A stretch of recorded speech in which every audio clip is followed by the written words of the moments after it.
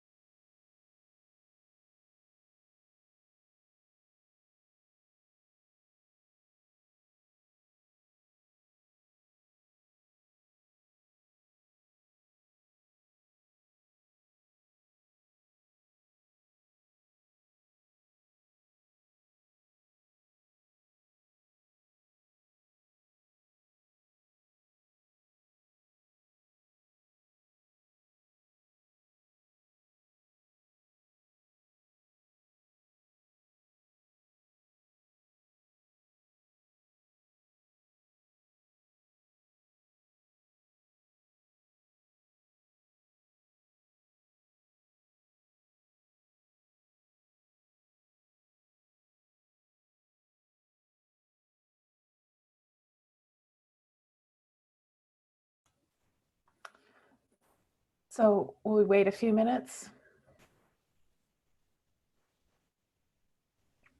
I think so.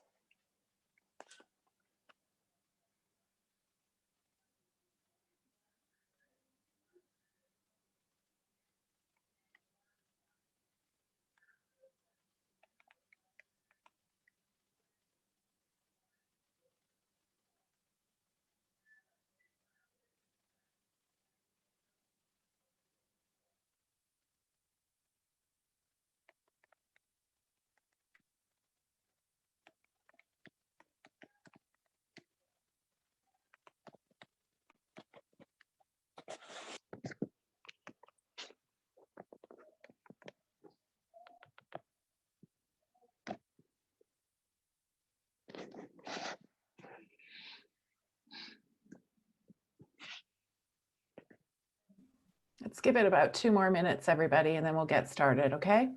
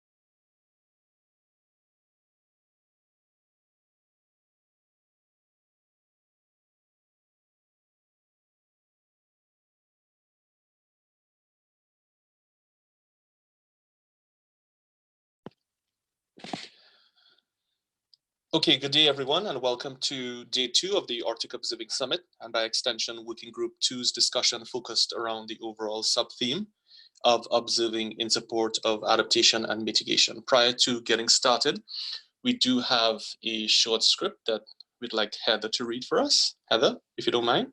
All right, good morning or good afternoon, wherever you're at. The circumpolar Arctic is the contemporary home to many different indigenous peoples. As researchers and others who are working in or reside in the Arctic, we recognize these lands and waters as the mostly unceded traditional homeland of the indigenous peoples.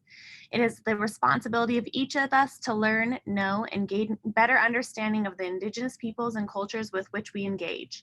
With this in mind, let's engage in open-minded community building collaboration as described in the ASSW Code of Conduct, which I will share in the chat window. Just a quick logistics. You joined muted and with your video off. If at any point you unmute yourself to speak, please remember to remute yourself. You can do that with the controls that you can find at the bottom of the screen or by clicking *6. Of course, the reasons being that they can create disruptions such as echoes, especially if people are typing, that's a little bit disruptive. So like I mentioned, to see your controls, hover your mouse at the bottom of the screen and they will pop up. If you have a question, type it into the chat and I'll make sure that that is answered or read aloud to the presenters. If you need help, feel free to type that into the chat or raise your virtual hand. If you don't have a mic, again, please use the chat. And we will have this video or this session recorded, but it may not be available for another day or so as we have a little bit of backlog of videos. So with that, I'll hand it back over to the presenters. Thank you so much, Heather. And on behalf of Working Group 2, we just want to say thank you for all the excellent work that you and your peers have done to get us to the online format. Thanks again. Yep, absolutely. Thank you, Heather. No problem. We're happy to do it. All right, so yesterday we engaged in extremely informative discussions that revolved around providing guidance on the process of assessing essential Arctic variables and quantifying what the most impactful EAVs were while evaluating the potential societal benefits of that variable. During our second evening discussion, we started to focus around the observations that would be necessary to achieve many of these societal benefits, and that's something that we really want to expand on during this session today. We also gave and heard an overview of the roads process, and as Sandy mentioned in her presentation during our second discussion, one of the key goals of the AOS 2020 is to help us find ways under this Say on Roads umbrella to allow for an amalgamation of observing initiatives and activities to better connect around the lens of well-defined requirements as well as shared societal benefits. Sandy also mentioned that a holistic and collaborative observing system of EAVs, and as you can see, that highlighted in the middle of the slide here, that is achieved through employing consistent strategies in identifying, linking, and developing requirements for sampling. I found this slide very helpful, as I'm sure most of you did as well, in really guiding the deliverables of Working Group 2, in that we really sit at the intersection of selecting a proposed impactful EAV, then moving ahead to identifying the societal benefit areas that are relevant to our working group, and finally coming up with observing system requirements to specifically meet these SBAs. And as we've mentioned now for a few times, the goal is for us to focus on the SBAs that are most relevant to our working group, so adaptation and mitigation, where the participant expertise can help us to link these SBAs to specific requirements for measurements of the essential Arctic variable. And we're pleased, of course, to have a very good mix of participants on our working group, or in our working group, that can narrow in on several of these SBAs that you see on this slide. So I know that the concept of essential Arctic variables can probably still be a little murky, for want of a better term, but to reiterate, these essential Arctic variables are broad or as Sandy mentioned yesterday, they are conceptually broad observable phenomena. And we looked at several examples. We looked at sea ice, we looked at wind, coastal erosion, and these are identified for their criticality to supporting Arctic societal benefit. So a useful EAV will cut across multiple societal benefit areas, and they can fulfill at least a portion of the observing requirements. So over the 5 hours of discussion that we had yesterday, we identified several EAVs that do cut across various SBAs, and you see those EAVs listed on the left. We looked at biodiversity, and that can cut across to SBAs like environmental quality, fundamental understanding of Arctic systems. You may have human health as well as food security. We also looked at, Kathy Law mentioned air pollution. Air pollution as an essential Arctic variable can speak to the SBA's environmental quality, human health, resilient communities, for example. And then towards the end of yesterday's discussion, we specifically started looking at wind as well as coastal erosion. So to recap, yesterday we had really informative discussions, and we focused our dialogue around the 3 questions that you see on this slide. So for question number 1, observing needs that need to be filled quickly in support of adaptation and mitigation, we came up with disaster risk reduction coupled with human health, and those were identified as 2 areas where observing systems need to be expanded to support adaptation and mitigation strategies during the near term. And as mentioned, we heard from participants that generally there is a lack of sound linkages between observing and action, and well-defined governance can really act as a catalyst to shorten the process between observing and action. For question number 2, what makes an impactful EAV and how does one evaluate the most impactful ones? Like Sandy mentioned, we're most interested in the criteria that amplifies the decision-making process. So criteria and methodologies are critical. We know that, since several persons suggested that the quantification of an impactful EAV is really dependent on what the needs of the community are. And that can differ from locale to locale. We had some participants suggesting that initiatives need to be jointly developed, as researchers can sometimes be singularly focused based on their discipline. And the community is also sometimes divided on what their specific needs are. A suggestion was also made that impactful variables need to be closely aligned with realistic expectations of what we can produce the results for. Gabrielle told us this. And what variable is important societally. So is it wind? Is it coastal erosion, as Michael alluded to in the second session? As there really does exist a lot of data that can be employed to develop models, to develop products for specific uses. So essentially multiple uses of the variable is really key. And then finally, for question number 3, how do you link to areas of societal good? We came up with the conclusion that there is a long-term need to expand local capacity to ensure resilience of observational networks and systems. So really quite a lot was captured during our 2 sessions yesterday. And today we have one focused group session with 3 major deliverables that we'd like to expand on. So we want to expand and focus on the SBAs that are most relevant to this working group, then link those SBAs to specific requirements for measurements of the essential Arctic variable that we choose, or the ones that we choose. And then, like we mentioned yesterday, we have several white paper authors that emphasized the need for an inclusive engagement strategy. And Sandy also alluded to this in her presentation yesterday. Now, one point to note, as you can see on the slide, we will be having a writing session for our second session today. And we encourage everyone to continue working on the discussion template questions that you'll see here. We'll go through those questions in a while. But to help us summarize the outcomes from this working group, and by extension to help us write the final AOS report, like I mentioned at the beginning, we are asking that you email your notes and comments to Matt and Caitlin. And to do that, we also would like to ask that you provide your email address in the chat box, as we would like to have your contact information. So with that quick recap and overview, I'm happy to pass it over to the chair, Mary Beth, who will walk us through today's discussion template that you see on this slide. Mary Beth? Hi, everybody. So my internet is very unstable this morning. I'm not sure why.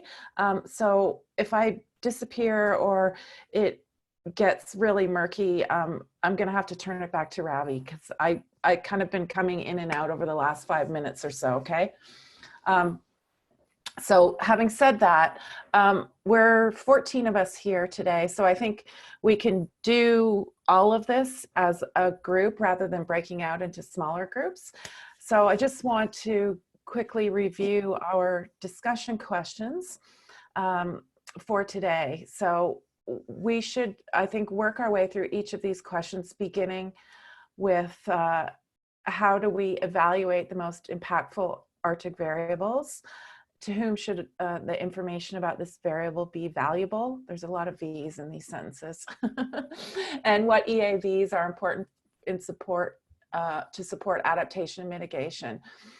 And then we can go on and to talk about which ones are most relevant for our purposes, mitigation and adaptation.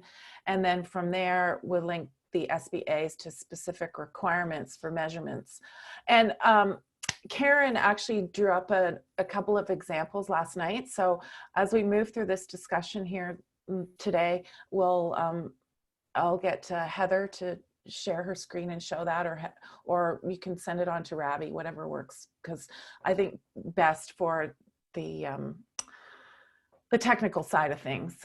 So I would like us to just now open up this discussion and get some feedback on the most impactful Arctic variables. And keeping in mind with the things that we talked about yesterday, the examples that we prioritized around disaster risk reduction, human health, biodiversity, that sort of.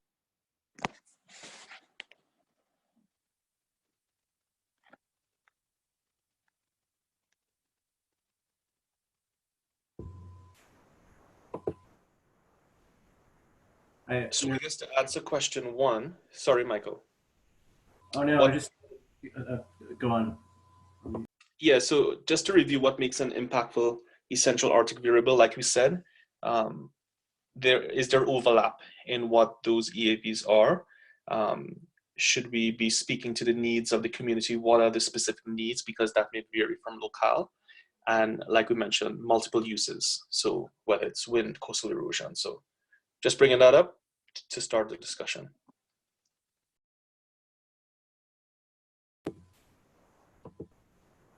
So I was just going to say, maybe just broadening some of the criteria come up with yesterday, the term cost effectiveness. I think a couple of years ago, making a business case for these observing networks was the organizing theme.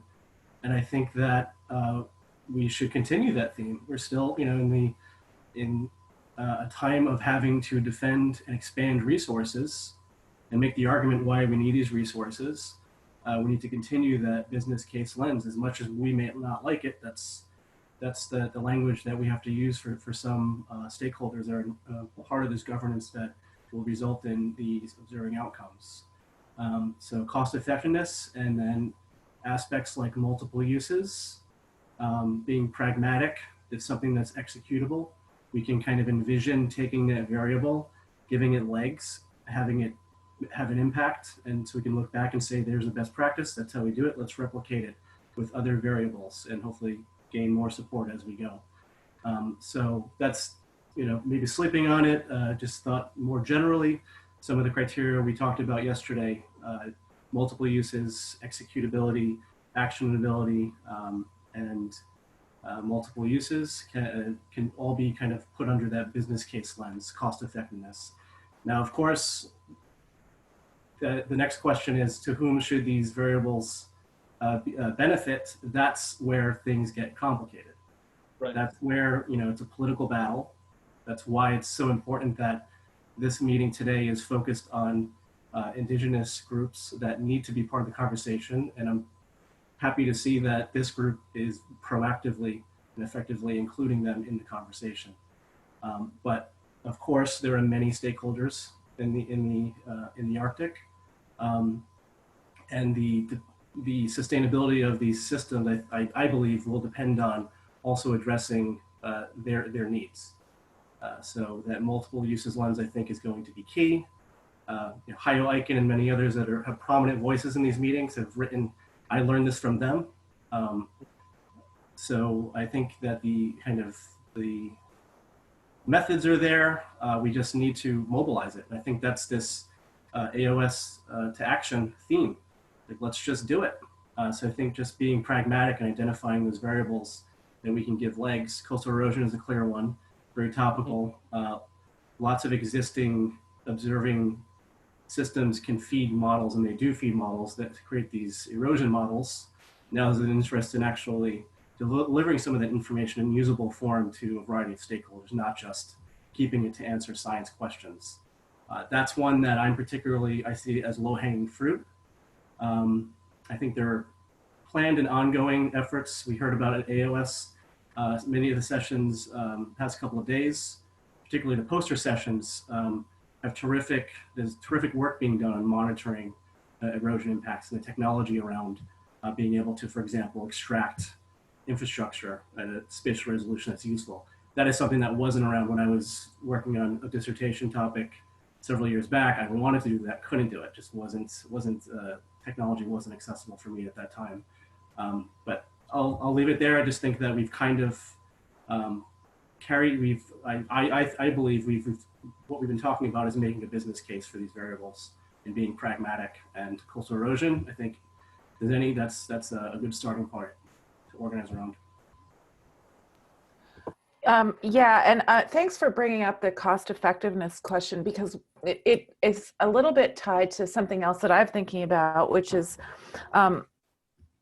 the ability to maintain the observations and not necessarily on the financial side of things. And this coming out of discussion that we've sort of been having in the background, I've been having in the background with others about how we're going to maintain instrumentation this year, for example, when most of the people that would be maintaining the instrumentation are not actually able to get out there and look at it and make sure it's running properly and everything, because nobody can travel anywhere. And so the immediate need to identify, what is essential, and then actually somehow remotely train up people or get them prepared to maintain instrumentation that may have been maintained, by meteorologists or whoever over the last 15 years. And I think that is going to be a quick and hard way we get to decide what some of these essential variables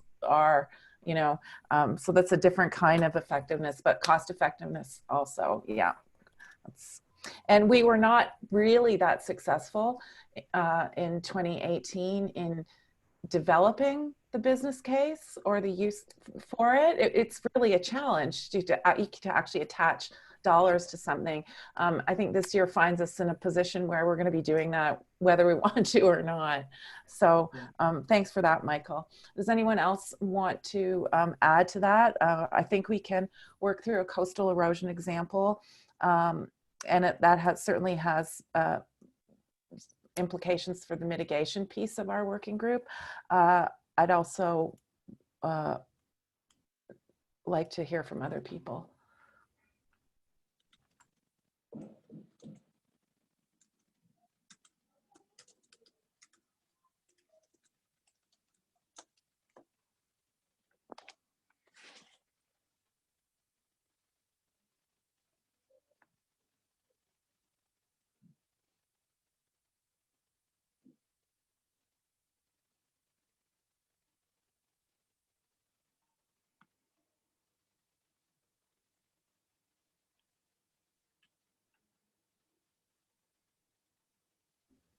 Come on.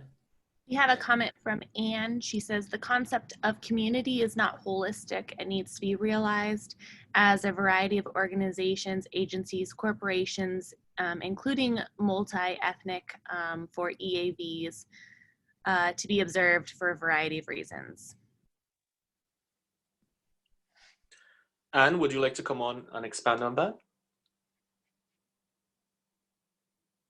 Hi, everybody. I'm just using my point of reference and working with emergency management in the North Slope Borough. There are a multitude of multi-ethnic citizens in that community. If anybody's ever been there for any length of time. So they all need to be considered, and what might be of value to either multi-ethnic groups like community organizations or just working with government agencies versus corporations, which I do. The local emergency planning committee's design is the whole community approach that FEMA wants every community to pursue. Some are more successful than others, but the idea is everybody's represented at the table in a local emergency planning committee. So just keep that in mind. It's not just a monolithic community and everybody's going to have, as we already talked, different views of what's going to be an essential Arctic variable if you ask the holistic community.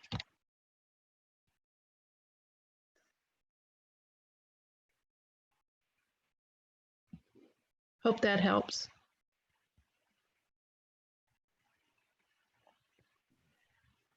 Yeah, that's good, Anne. And I would also expand that to external communities. If we're talking about any of these things, whether it's erosion or risk reduction or disaster management, you've got your community members within a village or a town or a city. And then there's all the other members of the Arctic community, which consist of the different agencies, private sector, all of those kinds of things. Yes, I agree, Mary Beth, totally. So my approach is, you know, I find a research gap by discussion with different groups, whoever that happens to be. If it's emergency management, if it's environmental side of the house for risk management, with community members, I listen, and then I propose.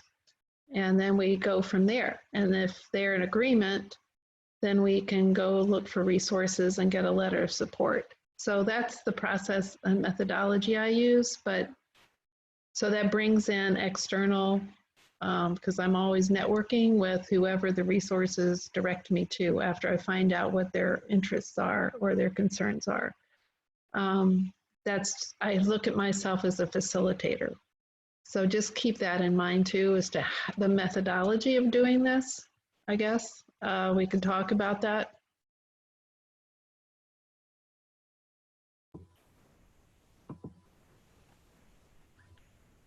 Sure. So I'm just mindful of time. I feel like we've sort of identified about 5 or 6 different tools for evaluation. Mm-hmm.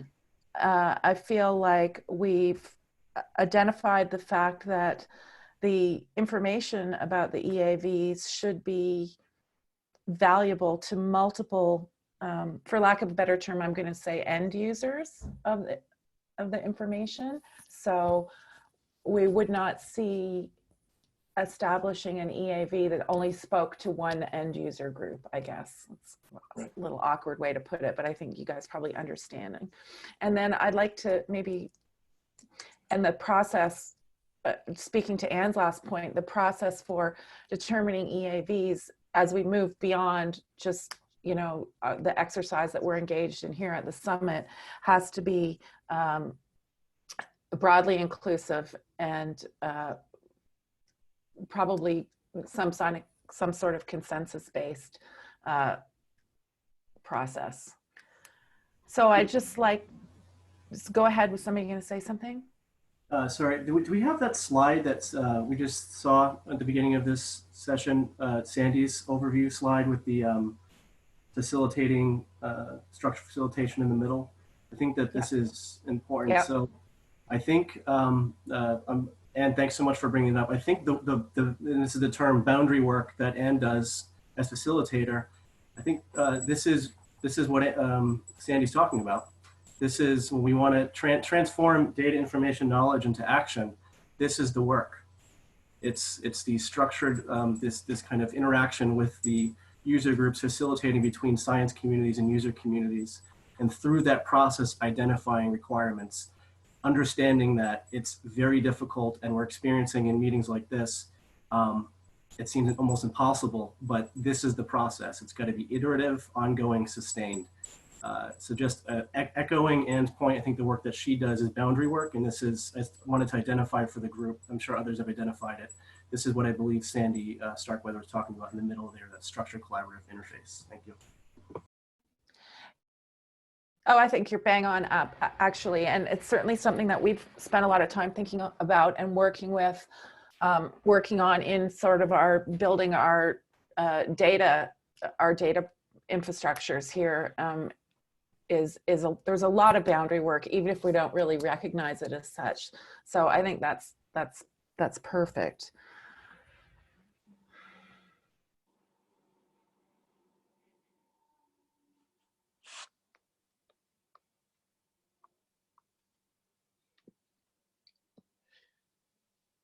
So are we in agreement that these are the 4 essential Arctic variables that are going to come out as the products from the working group? Yeah, that's a good question. How do people feel?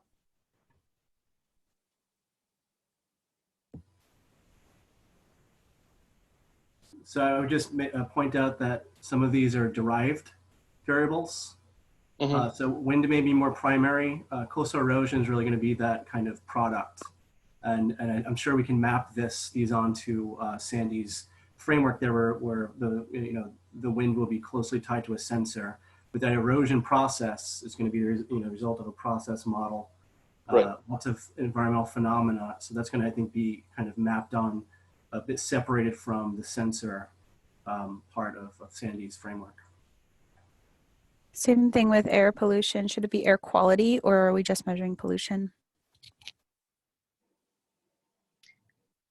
Yeah, pollution could speak to air pollution, water pollution as well. So I think that's a good point. There's a chat comment that maybe land degradation is missing, or perhaps that's part of the erosion. Erosion, yeah. Good Yeah, comment. so we got to unpack if erosion. It's going to be permafrost thaw. It's going to be sea ice extent that drives wind fetch. It's going to be open ocean days. That's an important variable, well documented, maybe even more important than that wind fetch, the timing when the ocean is open. It's going to be someone mentioned land degradation. Part of that is the susceptibility, erodibility of the coastline type. So an action there for NOAA is to update their soil type maps, which are very outdated in at least the U.S. Arctic, which is where their responsibility.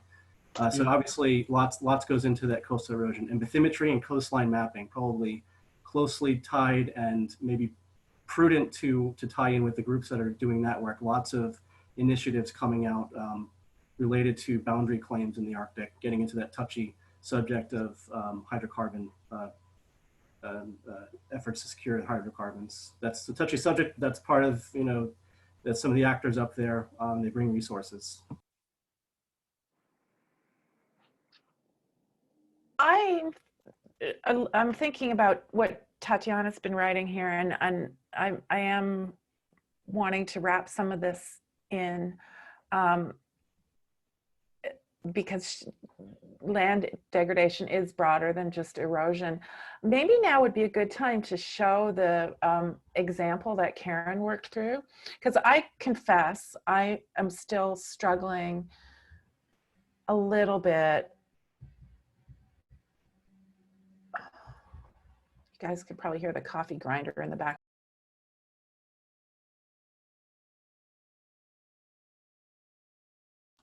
Thanks. What I was going to say is I still feel like I'm struggling a little bit between, or the lines between the SBEs and the EAV is still a little blurry in the examples that we were just talking about.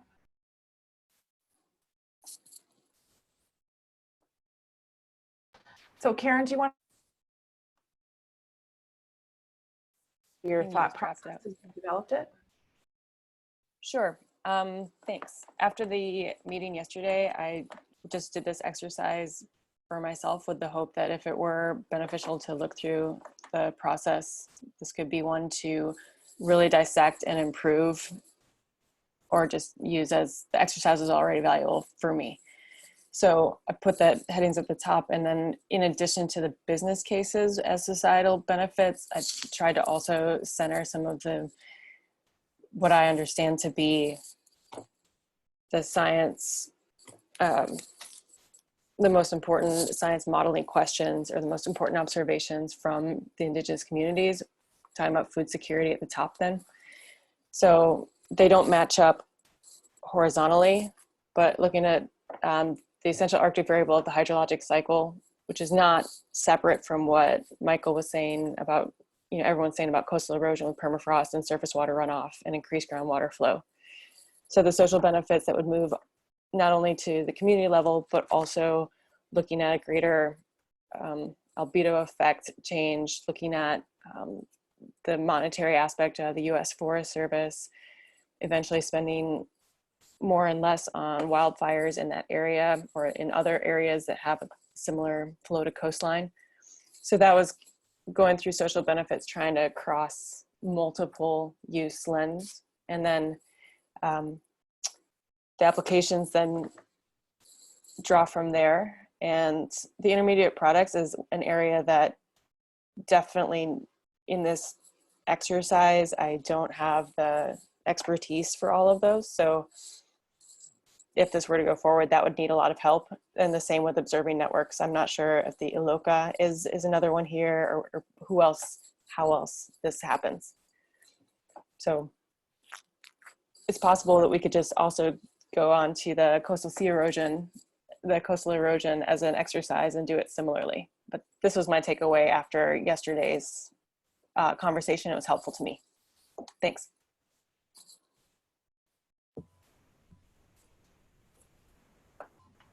That's great, thanks. And just KK's comment about, reminding us that we should, fewer is better. And so if we could get down to 2 or 3, 4 tops, that would be probably best. With fewer, you're probably going to get these more derived products. I think working through what are the connections, sticking with food security, coastal erosion, the link there is a couple things. And Karen is getting to these hunting communities access to resources. We know that erosion is constraining access, boating, and other access issues. And nutrient loading, an important topic with coastal erosion.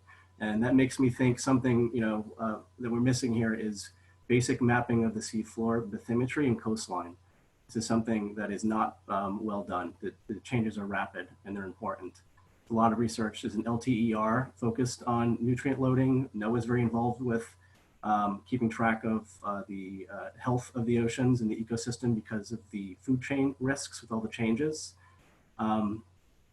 So I think just really what we can do is be kind of selective, and we can really organize 3 variables and kind of make all the connections we want.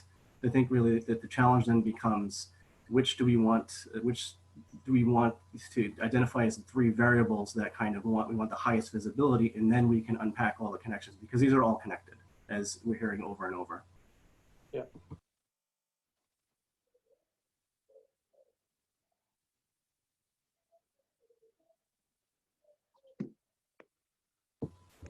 And to Karen's last point, ILOCA, something I think we need to try hard to do is maybe another criteria for evaluating essential variable is ensuring that it's something that has a strong local community engagement aspect, something that locals can observe, and also something, going back to a discussion earlier around training and capacity building, something that we can act on and do in the communities. So something that can be monitored. I know Ann Garland's on the line, has lots of experience doing local community observing. So maybe being strategic and pragmatic about which to select, making it kind of easy for us to say these are observations that can also be done with and by local communities.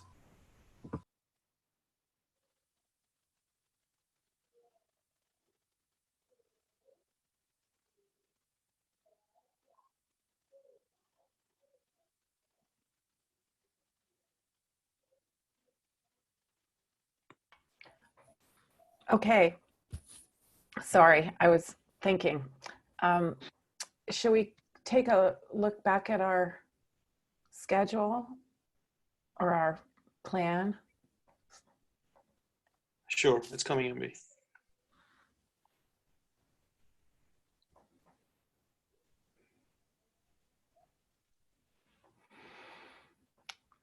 So we haven't really talked too much about the last part of this review, but in thinking about which ones are supporting adaptation and mitigation, and I think that that is to be tied directly to whatever the SBE is that we're looking at, or the, excuse me.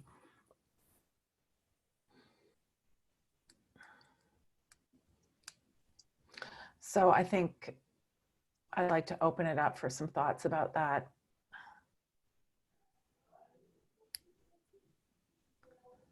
I think Michael was making a good point in terms of what EAV we choose, whether it be coastal erosion, which can be also viewed as a derived product. In terms of the context of adaptation and mitigation, can we bridge developing an inclusive engagement strategy? Because that is something that, without the need for things like satellite measurements, that locals or community members can actually measure as well. So it links almost directly to developing an engagement strategy. Just putting that out there. And again, I'm biased towards coastal erosion, so I should not speak to it. But it's just an option. So I'm now thinking about Tatiana's comments again about land degradation more generally, which includes coastal erosion, and would, for the most part, involve a lot of the same kinds of observations, at least if you're talking about remote sensing, and even community scale, downscale, on the ground mapping, those kinds of things. So I'm putting that out there with her to think about it a little bit. And it allows us to bring in a human component as well.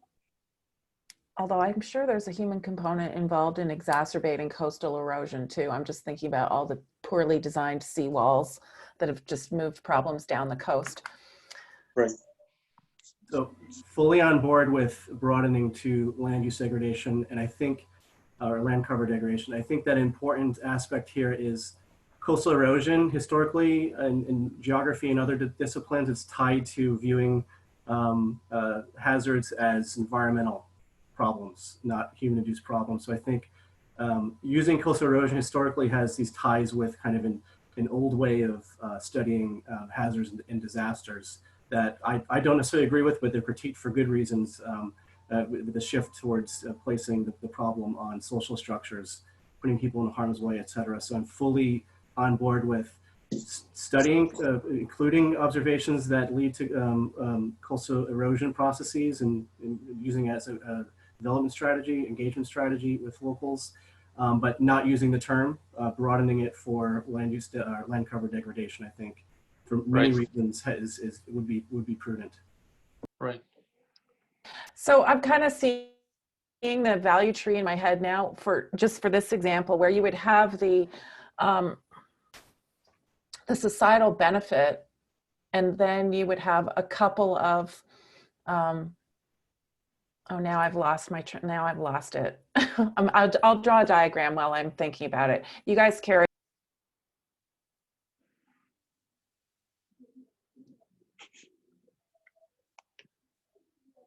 So I'm not sure if revisiting the example that we had yesterday with sea ice, let me just see if I can bring that back up.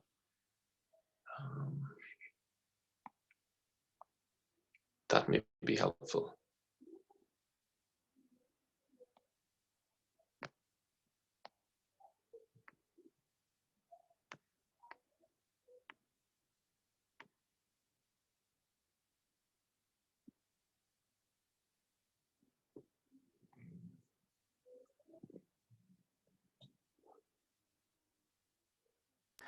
Right. So if we're thinking about land cover degradation generally, the societal benefit area, well, I was thinking would sit under some kind of ecosystem biodiversity, Infrastructure as well.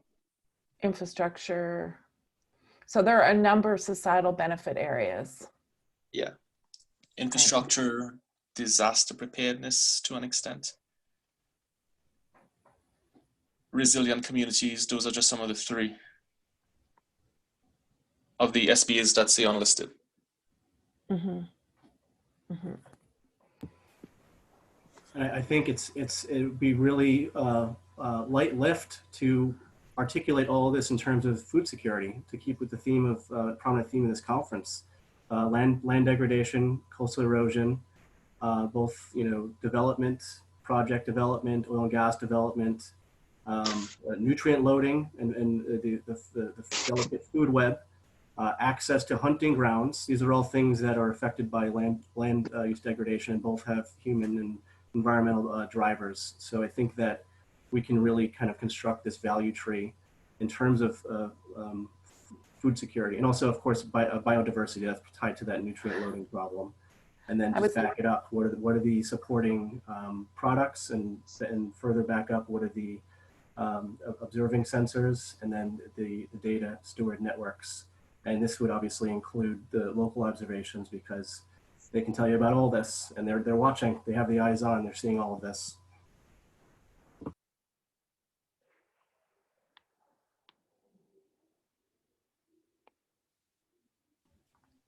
Okay, so I'm starting to draw this, but I can't do it on the screen, Heather. It'll be a disaster. So if we'd be looking at societal benefits, we would have food security, biodiversity. Can't remember what all the other ones are. There was ecosystem process. Yeah. Go ahead. Infrastructure and operations, disaster preparedness, resilient communities, and these are the ones that we're speaking to in terms of land degradation, right? Yes. So like Michael is talking about in terms of nutrient loading, so you would have disaster preparedness, environmental quality, infrastructure and operations, and even resilient communities. Just putting those out there. Feel free to expand anyone. Yeah, and there's a great paper, Fritz and others, I want to say 2018, in Nature, does a good job saying, coastal erosion, when you view it as the full process, it's not just land going away and infrastructure falling into the water. It's got these socioeconomic ecosystem impacts. Shoaling is a problem, not just loss of land. And this is, a much broader resilience framing. So we can cite that paper and say this is kind of some of the broad direction we're going with developing resilience responses. Yeah, sorry. I was just gonna keep talking, Ravi, but I was gonna ask you, can you put up Sandy's diagram, which I find it easier because it makes. The one that I showed this morning with the linkages between working groups? I think so, yeah. Okay, it's coming.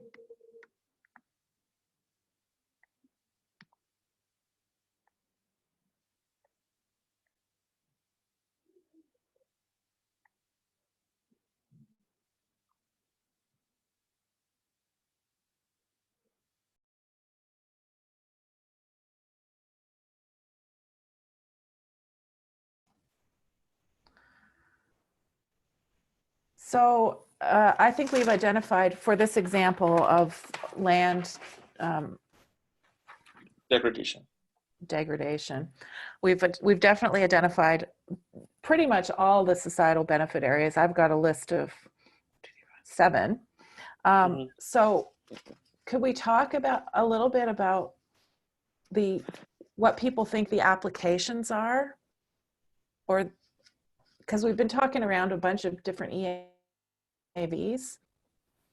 So one of the EAVs is coastal erosion. Is that where we're landing?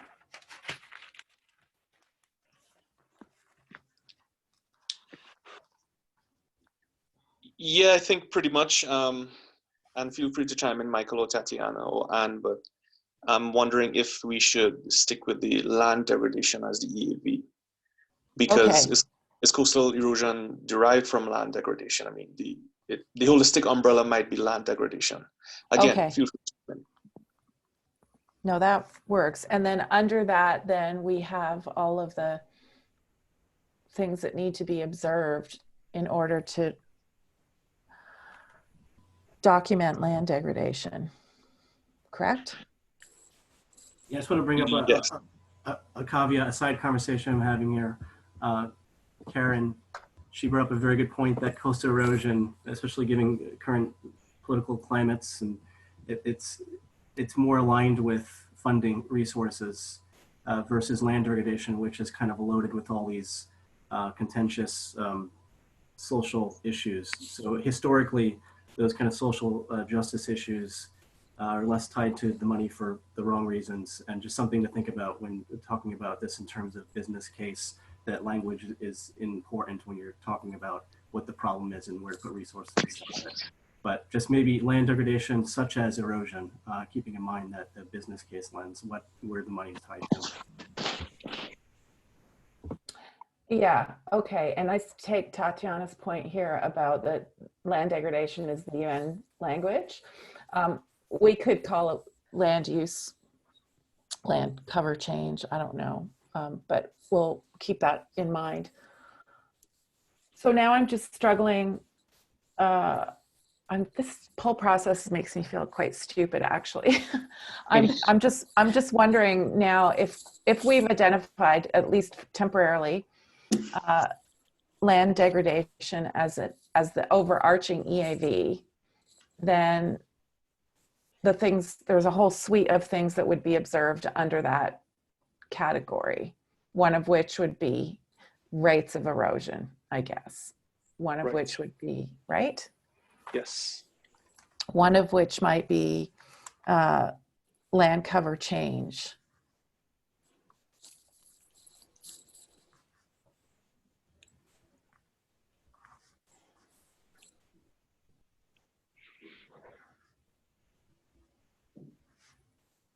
And again, I just want to highlight the importance of the writing session, because we don't want to only focus on the landscape or change or land degradation, but we do have expertise on the core. So we don't want to negate, again, the importance of biodiversity or ecosystem services. So please expand on those if you'd like, and send them to us as well. So these are coastal erosion, as many know here. These can be just, it's a matter of articulating them the right way. These are cryosphere, Arctic system related, sea ice related ecosystem services, as Heiliken has written plenty about. And we can, again, it's a matter of articulating the food security connection, the biodiversity connection tied with the ocean food chain in particular. So it's a matter of being pragmatic and prudent about which hazard to focus on, and think about maybe communication, and then we can discuss the broader picture, because erosion it's too simply thought about in kind of decision-making context. It's not just infrastructure falling in the water. It's this more holistic process. It's just something that also is highly visible in decision-making for us. So probably for that reason, just easier to get your foot in the door. And I do want to say, this is, I understand many physical scientists here, and the social scientists, as I believe others here are as well. These applications, my tendency is really not to focus on the product, but the process. So we have lots of projections in the world. The IPCC is really hung up on that rigorous science to get those predictions that eventually is going to solve, convince all the decision makers and policymakers to adapt. I think it's more of these applications. We can at least include some that are process focused. So products being, something as simple as the infrastructure behind delivering some of these information products, which already exist, getting them in the hands in a usable fashion to decision makers, people that can do things with them at the local level.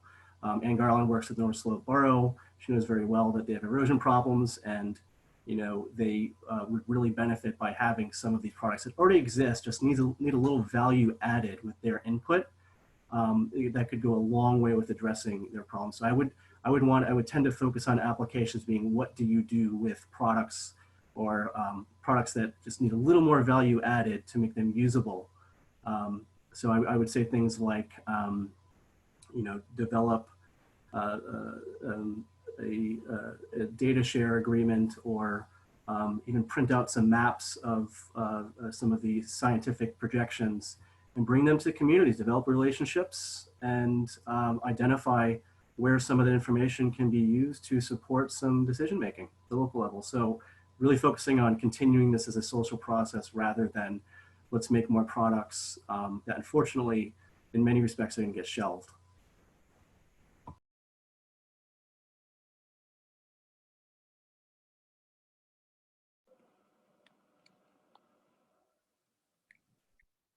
So a risk assessment, I think we have an assessment on there. So a co-produced risk assessment, work that Ann Garland does in the North Slope. Bring these science products, Hyoiken does this work, bring some of that information to locals and co-produce, see what they have for input. So I'd say an assessment, a co-production assessment of the coastal risks is an application that some of that work is done. We just need more of it if we want to have actionable information that's relevant to local scales. And lots goes into that assessment: predictions, forecasts, surveys, public service warnings. So really, all of that would be part of an assessment. What I'm suggesting here is we use some of these products to engage the stakeholders with, to get their input. And I can map this onto HIO's models on doing this type of ecosystem-based management work, this boundary work. Assessments sticks out to me, and the rest of that stuff, I think, can fall under that part of projections, forecast, surveys. And then a component that's missing, potentially, we can bring in the LOCA, structured observing the local communities. We can add that as an application, just simply, and this is not easy to say, hard to do, bring them to the locals and get their input. That's a lifetime of work for all of us to do that well. Right. So what I'm not seeing here, and I've been thinking about it as you've been talking, is anything about decision making. These are all things that inform decision making, right?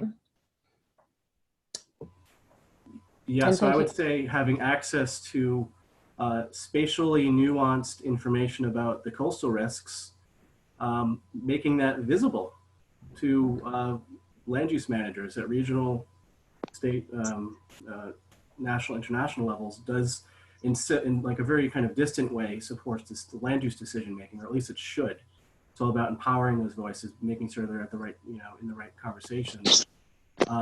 But there are really practical ways, and this is some of the work I did in my doctorate, the North Slope. I worked with the borough, developing, very, it's very difficult to do. So we didn't save the world, but we worked on kind of getting the local input of the coastal risks into the borough's GIS, which they use to apply some of their land use controls for sustainable land use in the context of large-scale oil and gas development.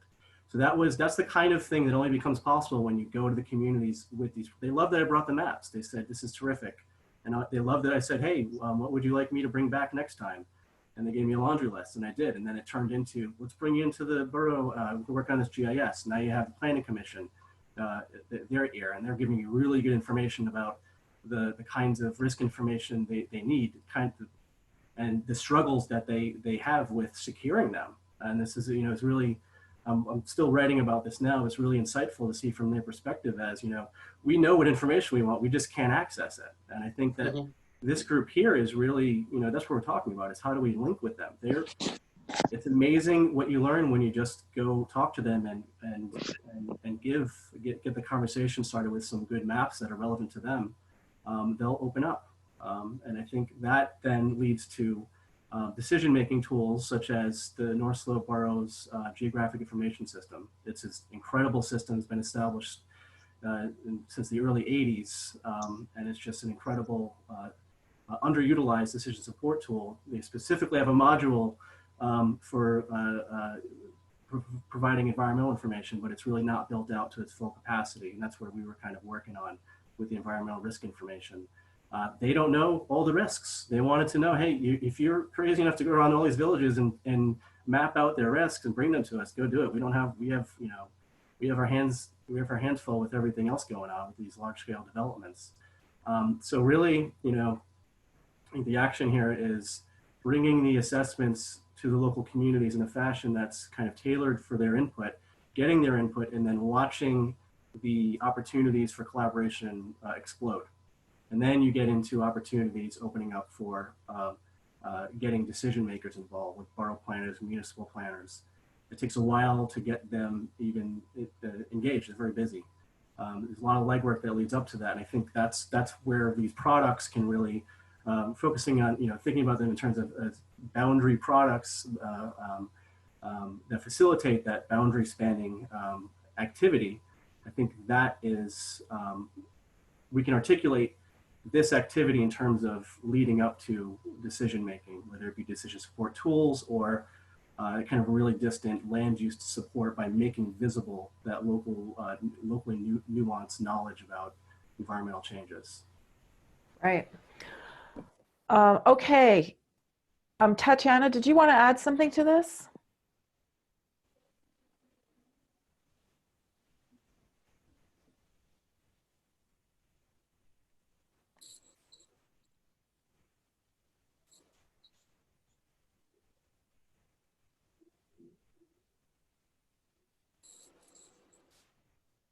I can see that you're off mute, but I don't know if we just can't hear you.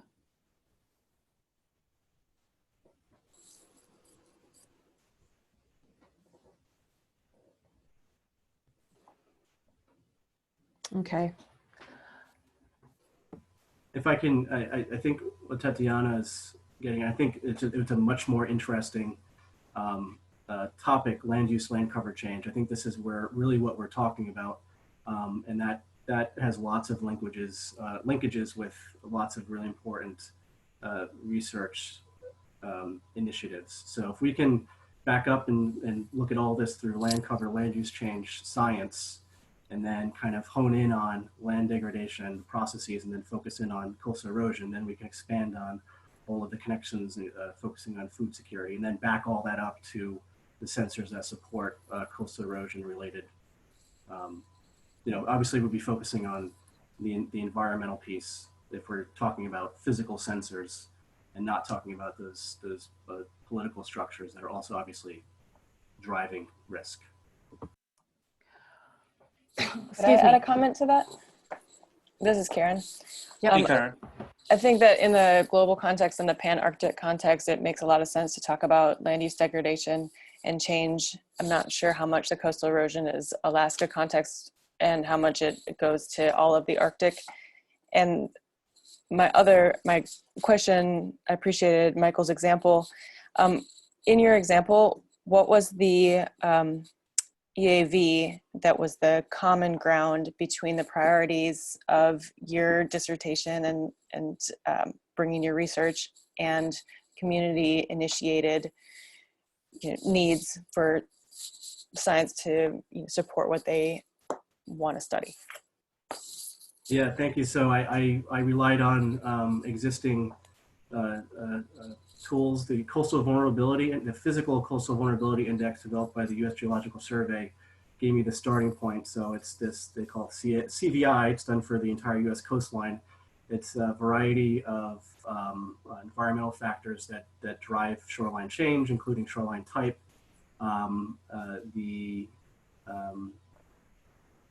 sea level rise, and there are a few other factors that I'm now blanking on. But the one that I focused on in the Arctic, and this is where I add a little value to that CVI mapping, is I included wind fetch, so distance from the coastline to the sea ice. And that was one that I really heard a lot about when I was doing interviews up there and working with the local municipal managers. They kept talking about the sea ice going out, and obviously that's an important driver of coastline change. And then you learn in the literature, and then to some degree from many of the locals really add context here. it's not just the sea ice extent and the wind fetch, it's really the timing when the waters, when the ocean is open. So as you get more and more open ocean in the fall, that's when the storm comes. That's when you have lots of erosion, lots of coastlines shifting.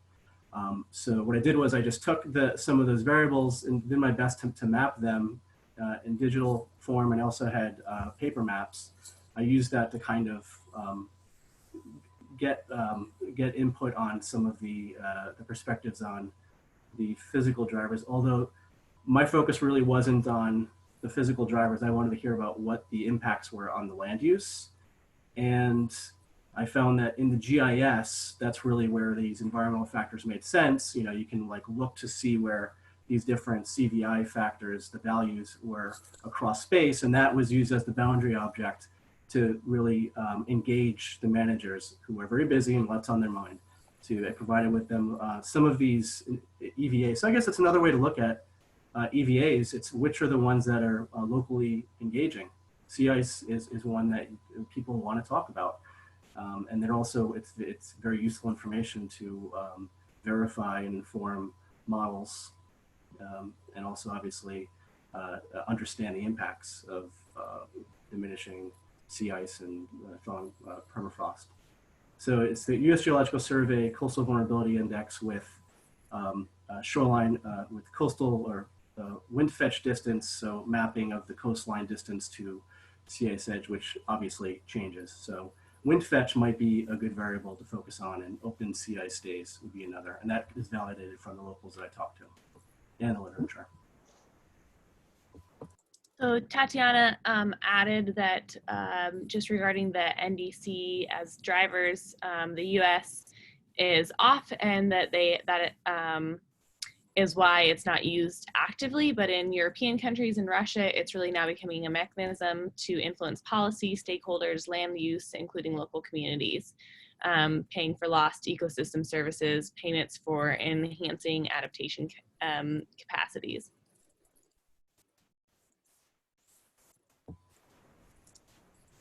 So that's what we're doing.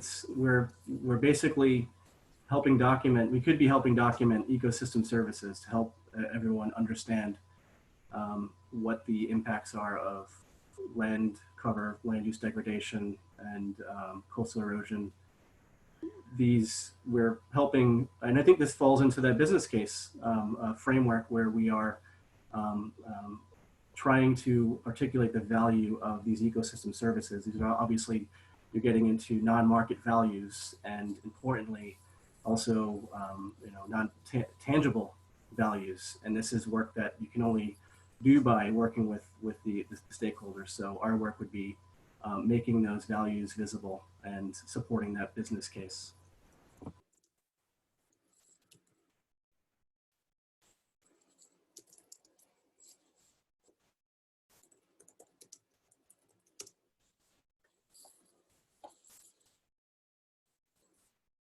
Okay, so I think we have a pretty good handle on this with respect to land cover. I've kind of lost the thread of where we are exactly in terms of what we should be discussing now, I think. So I think we are at the point where we are linking the SVs to requirements for measurements of the variable. Say that again. So we are at linking the societal benefits to what are the specific requirements for measuring EAV. Okay, okay. So I started to write some of this down on a piece of paper. So if we're talking about land degradation, just some examples that I had were rates of erosion, land cover change. I had a bunch of stuff I was starting to do under the hydrological cycle. Mary Beth, I can't see you while the screen is shared. I don't know if you're showing us something with your video. No, I'm just reading off my piece of paper. Oh, okay, sorry. No, it's fine. It's like I can't draw it on the screen. It's too hopeless. But I was thinking of those in terms of the requirements for measurement. And then of course, under each of those, it gets more specific, right? So if we're talking about the hydrological cycle, you'd be looking at permafrost, you'd be looking at surface runoff, you'd be looking at groundwater flow, all those kinds of things. In some regions, you might be looking at glacier change. Am I getting this? Is this right? Does this resonate with you guys?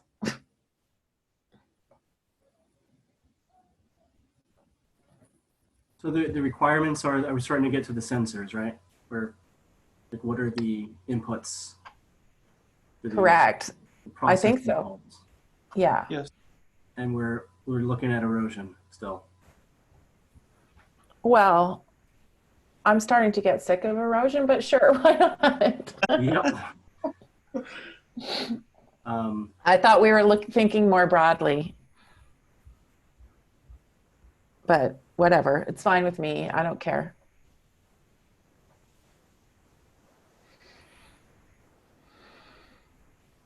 We can start with erosion and then move on to land cover change, because that.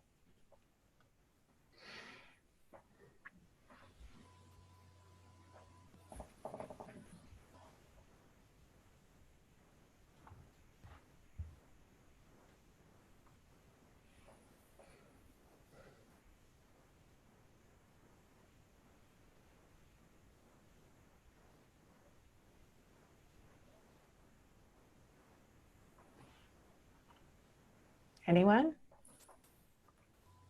This is Karen. I have a question. If our goal is to reduce the number of EAVs that we name, is it appropriate or cheating if we then have one EAV as land cover degradation and the subcategories are coastal erosion and et cetera, et cetera? Well, that's exactly how I was thinking about it.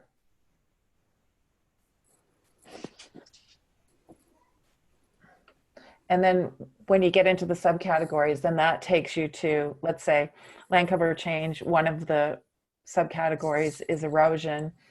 And then you get into the nitty gritty of how that's going to be observed. So something like permafrost would fall under erosion. Could. So then we're looking at three other, so kind of, these are, I think, proximal physical impacts. They're not like wind. This is a result of lots of processes, so kind of higher order of things. Land cover, that's also development. So I think Right. many years ago, they were observing systems for development, population, human health.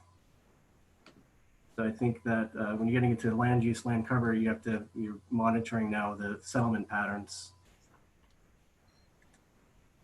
which is, I think, maybe beyond the scope of what the AOS is generally looking at, but obviously. So I don't think so. Okay, fully on board then. It's the development. So the land use change. So it's what are the lands being used for? Converting grassland, wetland to industrial. That we see many posters here in this AOS have been able to map in spatial detail. I think that's part of the land degradation issue that's obviously relevant to the Arctic. Yeah. No, I think we're well within our scope to consider, anthropogenic processes and activities as something that should be observed and monitored. I think land cover, land use, that's the obvious one that's relevant. Otherwise, you're opening up a can of worms and getting into the vulnerability indices and vulnerability mapping, which is really on the social side of things. Social equity issues. That's obviously, I hope that comes up in this report on adaptation and mitigation. There is obviously a very important social aspect to all of this. And to the degree that this group, the Arctic Observing Network community, addresses them, I'm not really sure. I tend to focus on what are the physical aspects to all of this. But obviously, the inputs into social vulnerability and resilience metrics are central to adaptation. Adaptive capacity measures. This is a variable that's critical to adaptation mitigation strategies. I'm willing to go there if you are, but I tend to focus on the environmental information in these. Well, no, we can do it. It's fine. I mean, just to give you an example, Ravi and Matt Air and I have been looking at ship traffic in the Arctic and the incidence of pollution related to shipping accidents, and then sort of working towards figuring out what kind of observational infrastructure is out there to identify incidents, because lots of them probably go unreported. And then from there, thinking about where there should be infrastructure for monitoring or observing those kinds of things based on and there isn't, right? And that's definitely monitoring an anthropogenic process, as well as some of the bio and physical related components. Yeah, so adaptation mitigation, one thing I've been interested in doing is trying to bring, or I've been thinking about bringing ship traffic information to local communities. I know this is done in Alaska, but I'm interested elsewhere. That information, deconflicting land uses, this is part of that bigger adaptation need where you have increasing ocean use conflicts. And my mind automatically shifts to how do you enhance local capacity to deal with these through decision supporting tools like having access to ship traffic maps. Real time, that this is happening in Alaska, they have real-time access, some of the locals. So I would say that then you're opening up broader, kind of a bigger adaptation picture, which I think with the actionability and ability to kind of execute becomes challenging. Ship traffic data are very expensive, and the infrastructure behind that's very expensive, especially in the Arctic where you're looking at satellite-based as being one of the main sources. But adaptations, of course, that's ship traffic is an important one, particularly around, and this is something that I'm currently involved in through charting work, getting the local communities, their input into navigational products like charts. This is something where ship traffic is being looked at as, or AOS data, ship traffic data, being looked at as one of those tools to help kind of deconflict, and how do you get that information onto as a communication tool between shippers and the communities that are also using the oceans. But then you're looking at really broadening the picture with what we mean by adaptation, which I'd be more in favor of, but in terms of executing something out of this, that obviously opens up a lot more. You're looking at different kinds of observations, SAR, synthetic aperture radar, correlating that with ship traffic, which is just kind of ships sending off a signal to satellites, terrestrial. But I also think maybe this is an area that AOS should expand into. It's not just satellite detecting land cover change, remotely sensing environmental phenomena. It's also potentially these tracking human behavior like shipping. So maybe that would be a good strategy for sustaining these networks is kind of broadening the kinds of sensors and applications that are beyond kind of immediate scientific, serving those needs.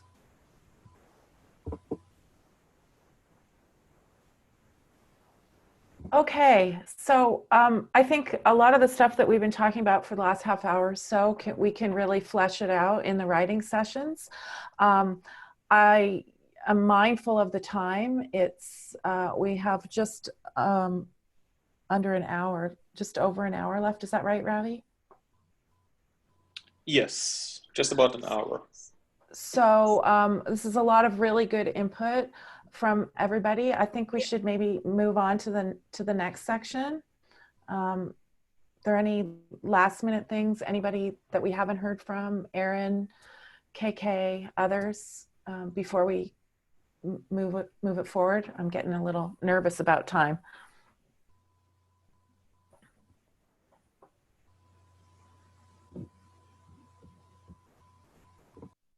Okay, well, if you have something that you wanted to get out and you didn't do it because you're shy or for whatever reason, just write it down, and we'll get it incorporated in when we start writing this stuff up later on today. Where are we headed next, Ravi?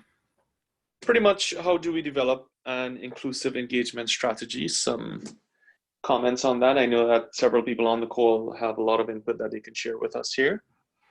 So maybe we can discuss this for 15 minutes and then point everyone to the writing session. So I'd like, if you're comfortable, KK, I'd like you to talk about this a little bit from your perspective as bringing yourself into this group as kind of a citizen scientist. If you'd like to do that, I know having your own experiences in trying to engage, which are different than I think the engagement of, say, Indigenous community members or organizations or private sector. Do you want to open up this discussion to put you on the spot?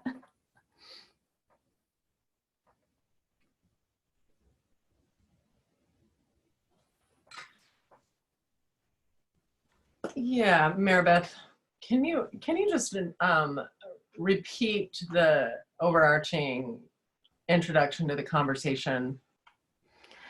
So in the way I'm reading this is, in order to actually build a functional, multi-purpose observing system, we need to have a broad inclusion of all kinds of end users of the information that would come out of that.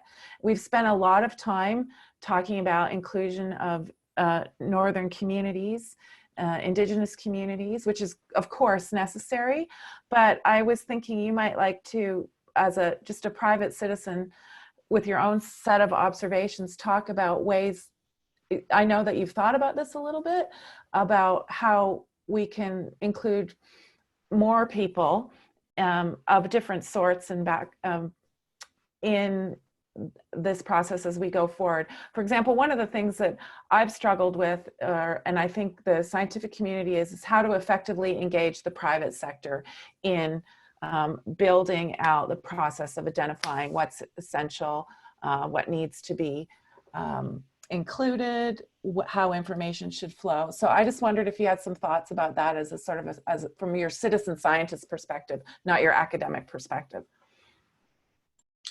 From the citizen scientist perspective, and when I think of regional, from a regional point of view, I guess immediately before you zeroed me in here, I'm bouncing everywhere because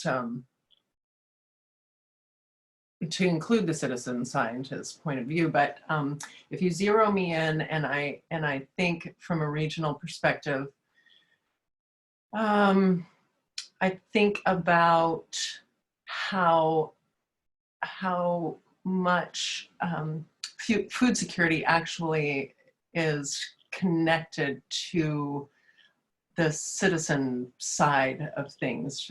Here in Fairbanks, so many of us gather and hunt, and not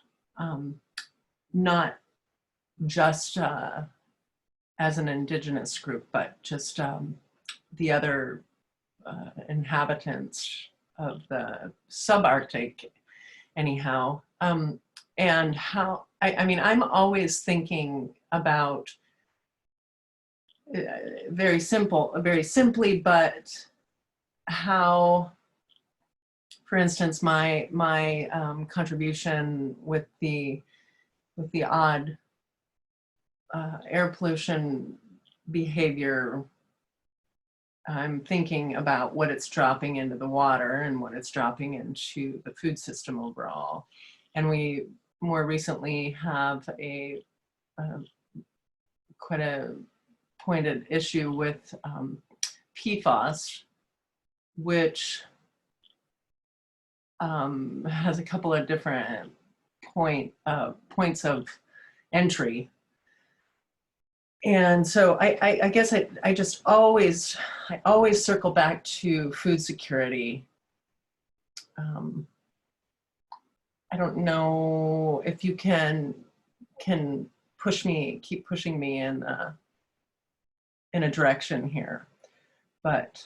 Okay, so maybe let me ask it this way, and I would put this out to everybody in this group because we all come from different backgrounds, different cultures, different areas of expertise.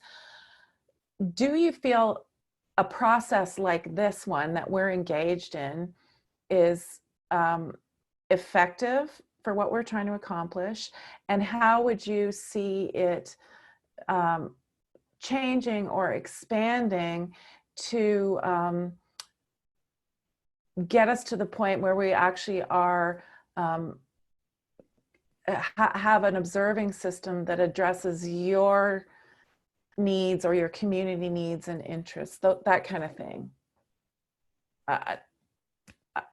Sorry, that's the best I can come up with. There's a good comment down here from the moderator too, if people want to take a look at it. So that's, I guess, what I'd like to hear from you and from other people.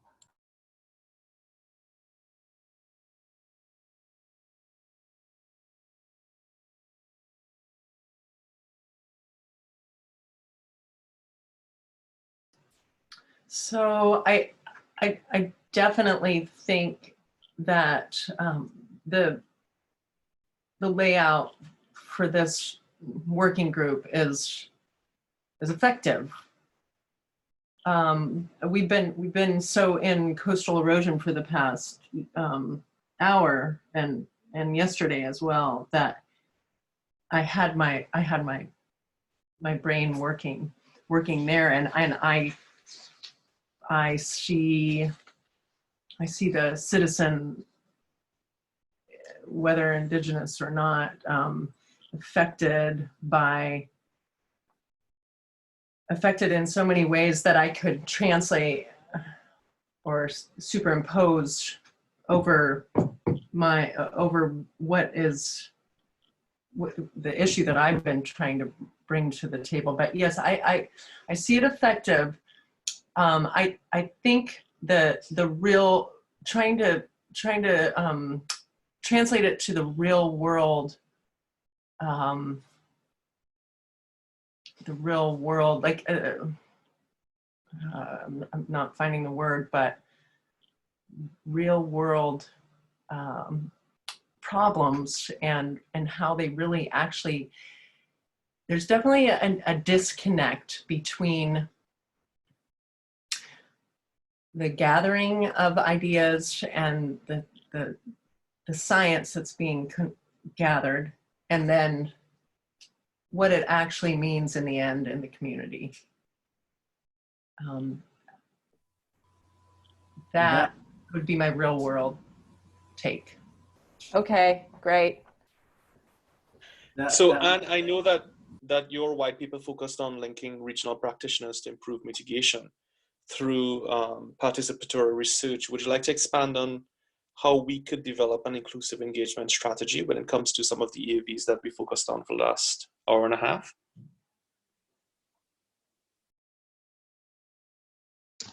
Be more specific, Robbie. How do you want me to? I've kind of discussed that somewhat already as far as my methodology. You mean as far as how I engage citizen scientists? Yes, exactly. Speaking to Mary Beth's question for KK, how would you engage citizen scientists? Okay, so we regularly have recruitment sessions, and we're supported with that through the Emergency Management Office and the Tussey Library there locally. So every summer we have recruitment and training. So we usually manage to, that and word of mouth. We also have this last summer, we decided as a group, as far as the monitors, to do it instead of having a potluck that was just closed to the monitors to start off the season. We did an open one for the general public. So we gathered some extra folks, and you know, if you put food on the table, people like to come. Of course. So that was helpful to spread the word, but we've been doing these ever since we started, and we get some participation, some just come to learn and then they don't participate, which is fine. Right. And it's word of mouth. A lot of times, some of the monitors themselves invite other people to be their partners on their transects, that kind of thing. So it's whatever networking we can get accomplished. So you mentioned that there was a conscious approach to recruit and train monitors as well as part of the research teams? Yes. Okay. Yes, but it's in collaboration with the Emergency and Risk Management Network. So all the advertisements have their logo on it. So they know if they're volunteering that it's part of a plan with the community. It's not, how do I say, it's not an external research project. Does that make sense? Yes, yes, it does. And we try and emphasize that point whenever we do it, whenever we do any recruitment, that this is going to be helping the greater community for decision making. Okay. And do you encourage them to continue with the collection of data even when you guys are not there? Well, I try and be there through the crucial months. I arrive late June, early July, and I stay through September, early October. Okay. And now just FYI, surges start now in July. In fact, last year there was one in mid-June that I missed. Okay. I know from my experience with stakeholder engagement, and whether it's, you know, entire communities, Alaska Native communities, for example, who I've worked with, or whether it's trying to get, you know, agencies and government stakeholders or, you know, big organizations like that involved. A couple of lessons that I've learned, I mean, one is that everybody's busy. And so when you try to do kind of impose a framework or suggest a framework that they aren't familiar with, then you're fighting an uphill battle much more than if you go in looking at the frameworks that already exist from those stakeholders and then incorporating or helping them incorporate their existing, you know, for example, monitoring plans or planning documents or evaluation systems or things like that into the framework here that we've been discussing for several days. And I think also I guess when it comes to that kind of engagement, I'm just trying to think of like lessons learned over the years from my experiences. I mean, having specific deliverables and having a diversity of products and ways that people can be engaged and that people can give their input. So for example, not every person, as Anne just mentioned, not every participant or stakeholder is going to want to engage in the same way. Some will want to just learn, some will want to be informed, some will want to, you know, sign off on the final product, but not really be a part of the rest of the project, you know. So I think having those, kind of making it as easy as possible for people to be engaged in whatever capacity that they are able and familiar and is most interesting to them is probably one thing, and being respectful of that, like time and various priorities and things like that as well. Right. And speaking to your experience, how do you facilitate continued engagement, even when a research project might be nearing its expiration? That was a question for me. Okay. Well, we have continued to try and carry this, facilitate the monitoring, and we've expanded the monitoring depending on research gaps identified and resources that the Emergency Management Office does not have to pursue whatsoever. So that's why in my talk yesterday, I described some of the other monitoring efforts that we've begun besides just the erosion one. And so we have a variety of, we have tundra engineering, we have the HAB stuff, we have the erosion. So we're targeting a variety of interests in the community. So some will want to do one thing and one will do another. But trying to keep it going, even when we started out with donations of time and cost share.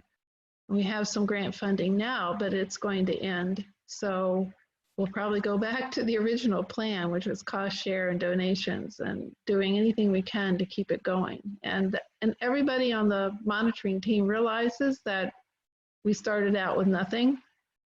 And in fact, most of them consider this community service learning, and they won't take a stipend because I have asked them, because I now have funding, and they don't want to take the money. They want to do it as a service. That's not necessarily true for every monitoring group out there, but this one that's their choice. And we do have a way to keep them engaged, even when we're not monitoring, is we do have a closed group Facebook in which everybody can post information that they're gathering, and I post regularly for like continuing education, and that seems to help keep them engaged and learning throughout the year. Okay. In fact, I just posted this morning all about what we're doing right now and told them to tune in. Okay, thanks, Anne. Caitlin, do you have anything you'd like to expand on facilitating continued engagement?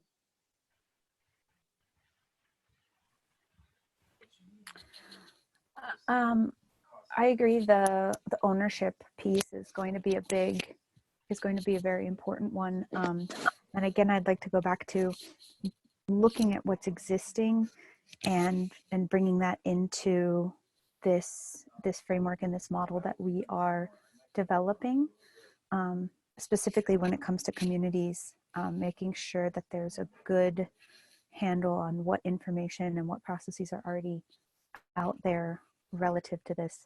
I'm trying to think of some other planning processes that I've gone through several years ago where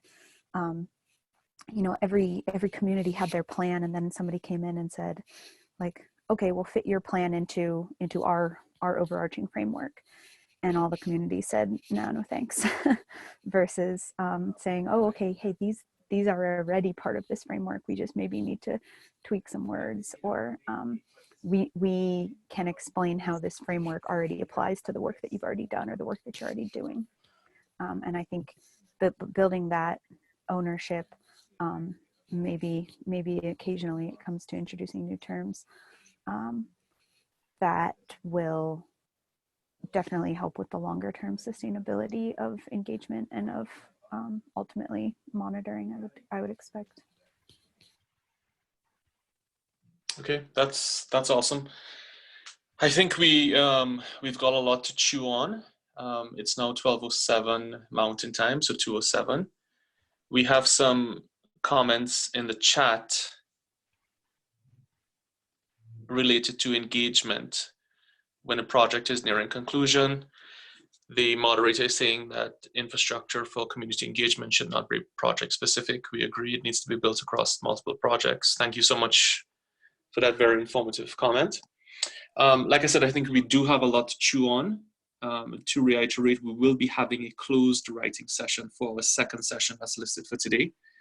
And like I said at the beginning, as well as Maribeth said, we encourage everyone to continue working on the discussion template questions. I did circulate the PDF of today's presentation that hopefully will assist, and I'm also happy to color that with anything else that you may want. If there's anything that we presented during the two discussions yesterday, I'm happy to email that to you.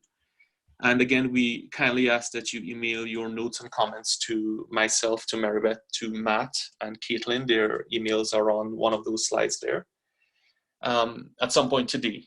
it would really be very appreciated as we try to build out the discussion for our final session tomorrow. Maribeth, I'm not sure if you'd like to continue, if you'd like to expand on anything. I just wanted to make one comment here, which I think speaks to our moderator's comment a little bit about inclusive engagement. As you're thinking about this after we move on, I'd like you to think about it at multiple levels, and I'd like you to think about it in the context of SAON as well. What could SAON do or to help improve inclusion? And obviously this is not necessarily speaking directly to the community scale inclusion that we've been talking about, but actually I think it's important for us to bear in mind that we need to be thinking about inclusion at the levels of the national scale, inclusion of private sector, inclusion of different kinds of expertise. I note often, at least to myself, that the discussions around the observing system and the discussions around mitigation and adaptation that we have don't usually include healthcare professionals. They don't usually include engineers. So I'd like you to think broadly about this question on inclusion. You know, everything from individual citizen up the scale. That's kind of my last comment.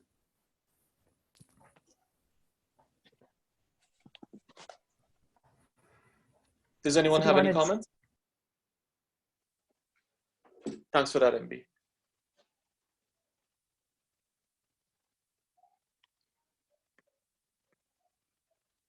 So do you want to give us our marching orders, Ravi? I think so. If we have no comments in the next 5 seconds, we will end our session for today. Thank you everyone for an extremely informative discussion.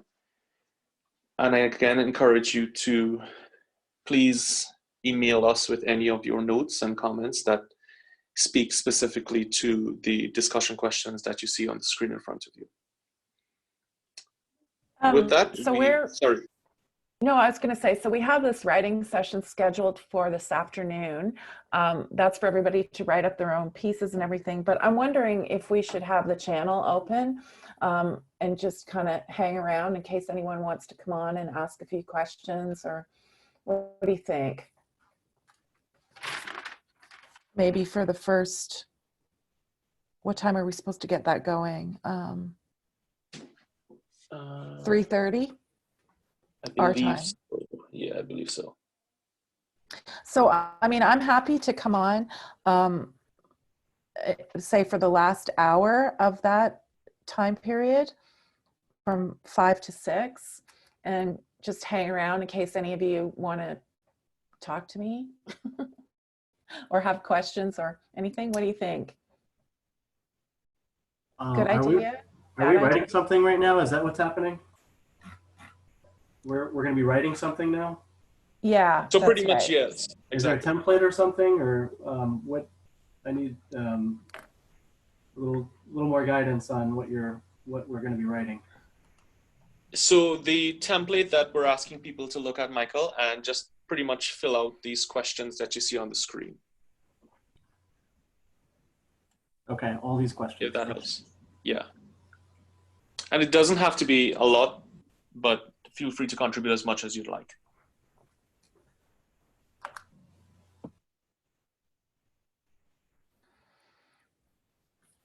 So should I come in and hang around for an hour or so, just in case people want to float some stuff by? Oh, I'm just going to make the executive decision and do that. Beth, this is Karen. I like that idea. And I wonder if, like, I would be more comfortable passing my ideas to you so you could include them in a more compact version. Sure. To move forward and take what's relevant. So that'd be helpful to me. Thank you. Okay, so everybody, I'll plan to be on our channel here for the last hour of 5 to 6. So I'll be on from 5 to 6. If you want to float anything by, if you have some concern, whatever. Sound good? Sounds good. Okay. Well then, thank you everybody. It was really good, productive discussion today and yesterday. And I'm looking forward to seeing your thoughts in a more concrete form on paper or my computer screen, as the case may be. Hey, Thanks, everybody. thanks, Ravi. Thanks, MB. Okay, bye for now, folks.